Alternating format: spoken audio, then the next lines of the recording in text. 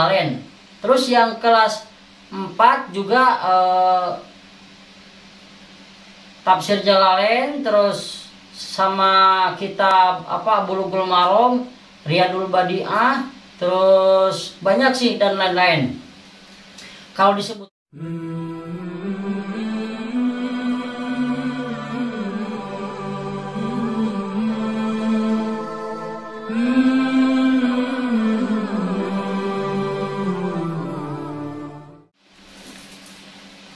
Assalamualaikum warahmatullahi wabarakatuh kepada teman-teman jemaah sekalian yang saya hormati, dan para semua yang saya cintai juga, para semua jamaah dimanapun berada yang saya hormati juga.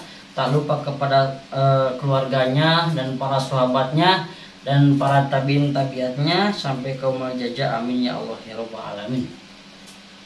Jadi para jamaah sekalian, saya akan memberikan ini khususkan kepada santri-santri kepada yang mau pesantren gitu, yang kepada mau mondok pesantren. Sebelumnya itu kisah saya sebelum mondok pesantren ini, tentang saya menerangkan, yaitu kisah tentang mondok pesantren.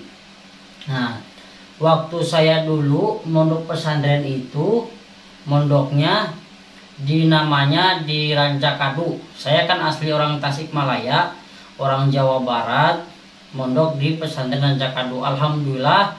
Jadi kalau emang nanti teman-teman mau mondok, monggo di daerah Rancakadu yang dekatnya Jalan Cikapinis, Karangnunggal, masih Tasikmalaya. Insya Allah berkah ilmunya.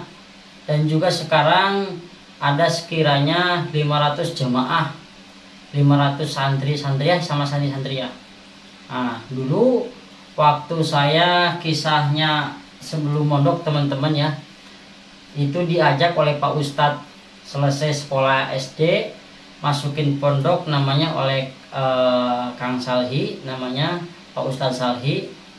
Itu guru saya, beliau pertama ngaji TK, diniyah, TPA, semuanya itu beliau. Alhamdulillah, wabil khusus dari beliau sampai sekarang juga berkah. Nah, dari situlah saya dimondokan oleh beliau, dimasukin ke pondok pesantren Rancakadu, daerah Cikadu namanya. Ah, di situ saya pertama perkenalan teman-teman. Duh ya Allah, malu. Pertama itu malu banget pertama, tapi kalau sudah lama-lama teman-teman ternyata enak juga. Dulu sampai bilang assalamualaikum sampai gak bisa ngomong. Soalnya teman-teman, di sini ada santria, di sini ada santri. Ada yang kelas 2, kelas 3, kelas 4. Waduh, di situ teman-teman. Saya pas waktu suruh perkenalan nomor keberapa ya waktu itu, kalau gak salah nomor ke-5 lah. Cepet banget teman-teman. Jadi cuman memperkenalkan diri dikala masuk ke pondok. Jadi harus perkenalan teman-teman. Nah, itu saya itu perkenalan awalnya. Itu pas waktu Al Ustazah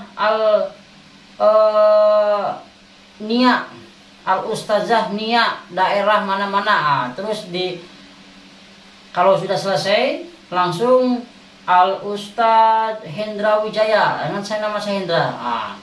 Pas waktu saya masuk gugup teman-teman, kaget gitu. Soalnya saya dulu itu kalau ngomong susah, sampai dilempar teman-teman, dilempar kayak buku gitu. Terus buku kecil-kecil yang robek-robek dilempar, ya Allah, saking kelamaannya. Dulu saya gak bisa ngomong teman-teman. Jadi keberkahan saya bisa ngomong itu dari pondok pesantren Rancakadu. Emang setiap dari manapun pesantren itu baik dan barokah. Dan kita jangan salah pilih juga kalau mondok, harus betul-betul teliti bahwa itu pondoknya itu mengandung ilmu yang luar biasa dan pemimpinnya itu luar biasa. Nanti ke kitanya juga akan luar biasa teman-teman. Waktu saya selesai perkenalan, akhirnya teman-teman juga perkenalan. Jadi pertama kali mau masuk pondok itu harus perkenalan teman-teman. Ya di situ malu-malunya. Jadi situ malu-malunya teman-teman. Nah, jadi kepada teman-teman yang mau mondok, kuncinya hanya sabar, sabar dan bersyukur tetap. Nah, ternyata di pondok itu ada yang jahil, ada yang suka ngambil sendal, ya.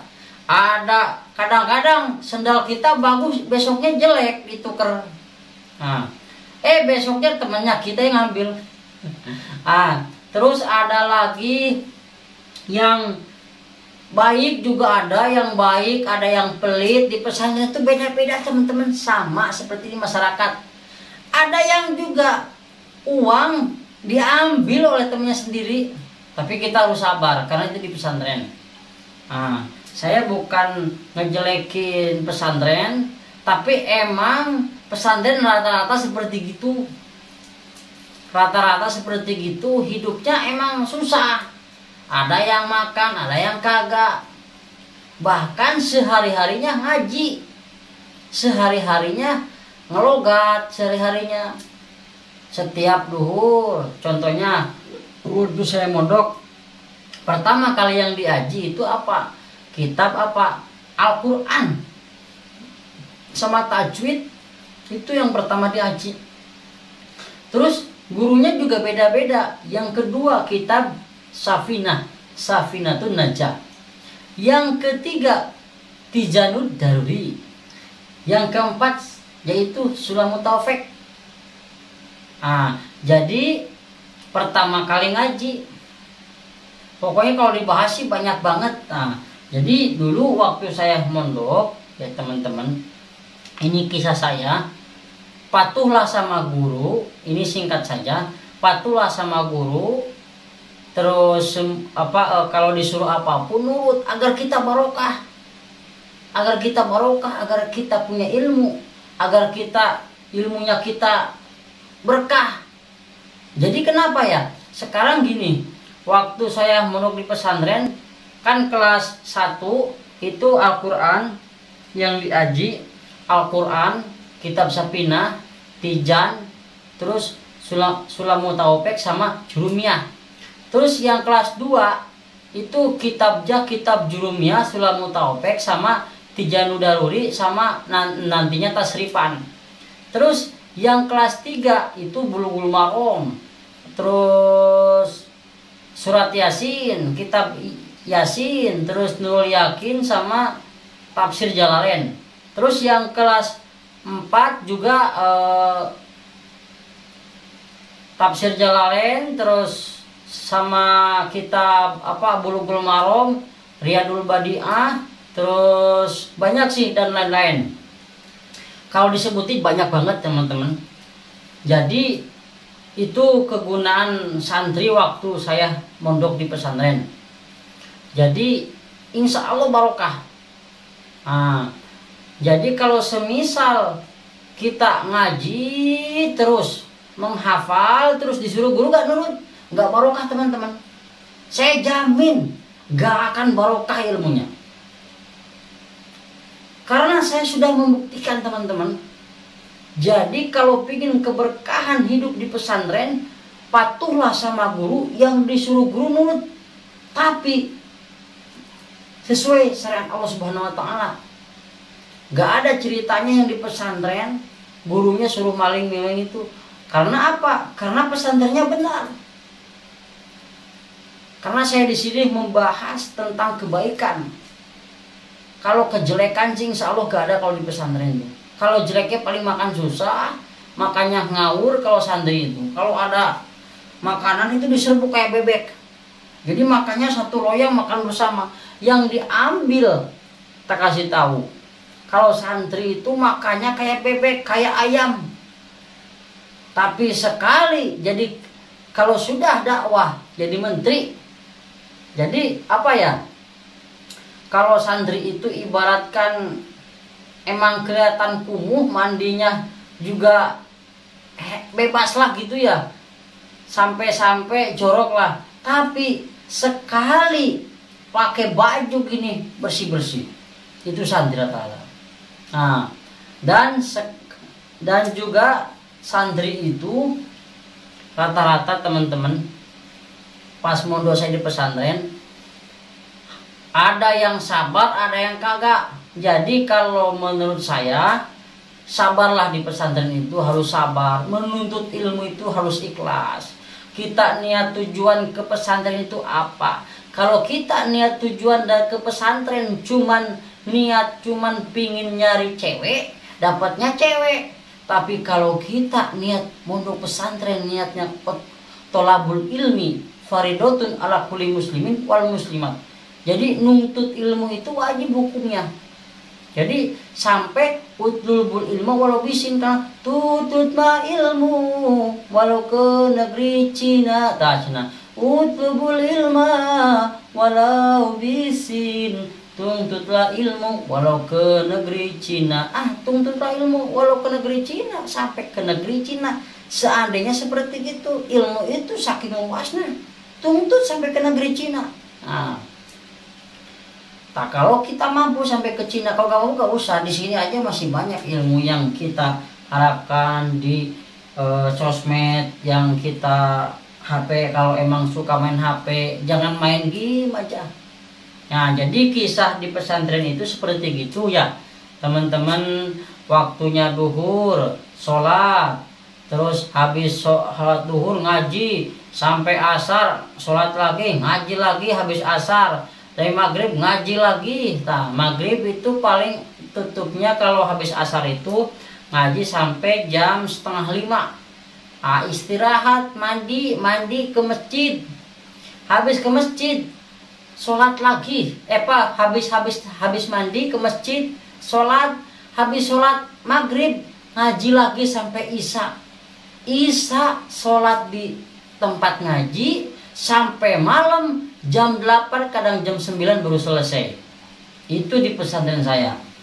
Nah, nanti kalau semisal jam 1 ada yang ngaji Quran, ada yang menghafal kitab, ada yang menghafal apapun. Biasanya kalau kelas 1 itu menghafalnya seperti Yaqulu. Yang itu yang kelas 2 sih. Kalau yang pertama kitab matan jurumiyah yang al-kalamu huwal abdul mifudi aksar, itu ya. Pokoknya al-kalamu lah. Ya gitu.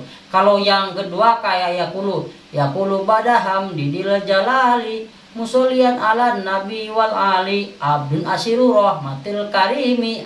Eta Yaqulu. Terus sorof itu kelas 3, kelas 4 alfiyah. Nah, jadi terus berulang-ulang kita ngaji. Nanti sorenya mau subuh itu kan harus udah di masjid sebelum subuh. Pada ada yang baca Quran sebelum subuh, ada yang sholat sunat, terus ada yang sekalian nunggu saat subuh tahiyatul masjid sampai selesai subuh. Saat subuh baru ngaji lagi sampai mau jam 6. Kalau santri, kalau yang sekolah itu gak sampai jam 6 banget karena butuh mandi, terus jam 6 harus standby sekolah dia.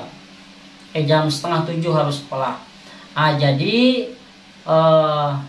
menjelang kalau santriah yang agak roisnya itu yang udah senior itu paling jam 7 sudah selesai. Kadang jam 7:30 udah selesai. Istirahat sampai duhur, menghafal dari duhur. Kalau gak sekolah. Duhur mulai ngaji lagi sampai full malam gitu. Kalau sorenya itu habis asar biasanya sih habis ngaji itu biasanya di pesantren itu habis ngaji tafsiran. Namanya tafsiran. Yang kalau di Sunda itu namanya tafsiran itu seperti contohnya itu Ari sadaya nambab tasrif. Eta aya sabaraha bab, eta aya 30 bab. Nah, kumaha jalan-jalana ari gitu. Jadi itu yang mondok pesantren teman-teman. Insya Allah yang mondok pesantren hafal lah. Jadi gak usah dikasih tahu kalau yang mondok dan juga minta dorongannya kepada teman-teman share video ini, channel ini, semoga barokah. Dan saya di sini itu untuk mencari pencerahan buat santri yang baru-baru agar semangat mondoknya, agar nanti dia kala habis mondok dan sesudah mondok nanti dari ulama yang dicintai oleh Allah Subhanahu wa taala, meskipun gak jadi ulama tapi dia berbisnis, apapun hasil mondok berkah. Jadi kesimpulannya teman-teman, kalau ngaji di pesantren itu harus sabar dan bersyukur apa yang ada di situ. Bersabarlah, terus bersabar dan niatkan di hati nuntut ilmu. Nuntut ilmu di hati agar kita bisa berkah ilmu kita. Dan jangan lupa khidmah sama guru, sayang sama guru. Apapun guru marah-marah jangan diambil hati. Kita semakin bertafakur terus agar kita ingat sama Allah Subhanahu wa taala, dan kita harus khidmah sama guru agar ilmu kita barokah. Jadi kesimpulannya tadi, kalau kita sampai-sampai sama guru gak mematuhi peraturannya, sampai menentang guru, ilmu kita gak berkah. Setinggi apapun ilmu di pesantren, kalau semisal kita gak menyukai guru, benci sama guru, apalagi gak nurut, disuruh macul, disuruh mancing oleh guru, nyari ikan, apa disuruh mijitin, kalau kita sampai menolak itu semua, maka gak barokah. Kerja apapun akan susah. Karena apa? Dari orang tua itu ya sudah menyerahkan, sudah memberikan. Ibaratkan kalau hijab kabul pas nikah itu sudah memberikan lah. Jadi itu tanggung jawab guru. Jadi apapun kesalahannya santri, itu dosa guru juga. Jadi kalau semisal santri gak nurut sama guru, itu dosa. Jadi gini, kebalik. Jadi kalau semisal santri gak nurut sama guru, dosa. Harus nurut sama guru. Karena ibaratkan orang tua punya anak gak nurut, durhaka. Jadi keberkahan guru itu sangat mulia di hadapan Allah. Makanya dari itu, apalagi karena guru rata-rata, pesantren rata-rata jarang diminta biaya, ikhlas karena Allah. Makanya jadi santri harus bangga, jadi santri harus kuat. Karena apa? Karena kita punya pikiran yang luas. Kita nggak bisa dibodohin oleh orang lain. Karena pikiran kita ingatnya Allah Subhanahu wa taala. Ingat kunci saya, sabar dan bersyukur di pesantren. Dan terakhir, sayanglah sama guru. Insya Allah barokah. Semoga video ini bermanfaat buat kalian semua yang mau mondok pesantren. Semangatlah, semangat dan semangat. Jangan sampai teguh pendirian. Semangat. Kalau emang itu cita-cita baik untuk menuju negeri tentang Islam, sampai fokuskan ke Islam. Maupun tidak, tetap kita harus berjuang tentang Islam sampai mati pun tetap kita wajib menuntut ilmu. Ibaratkan sampai ke liang lahat itu, kita itu udah selesai di situ. Ya udah, kalau udah mati udah nggak bisa. Makanya dari itu perbanyaklah ibadah sebelum mati. Jadi kesimpulannya tadi apa? Syukur dan bersabar di pesantren. Insya Allah barokah ya teman-teman. Mohon maaf kalau ada kata-kata yang salah dari saya. Semoga bermanfaat. Semisal kalau saya kalau ada yang berkenan untuk mengasihkan komentar, mohon maaf karena juga saya dulu dari pesantren. Karena ini edukasi, informasi buat teman-teman yang mau mondok agar semakin semangat mondoknya, semangat menuntut ilmu, semangat untuk berjuang di jalan Allah, semangat untuk bertakwa kepada Allah, semangat untuk meraih cita-cita agar dekat sama Allah Subhanahu wa taala. Hudna sopa wadah manakara. Wassalamualaikum warahmatullahi wabarakatuh.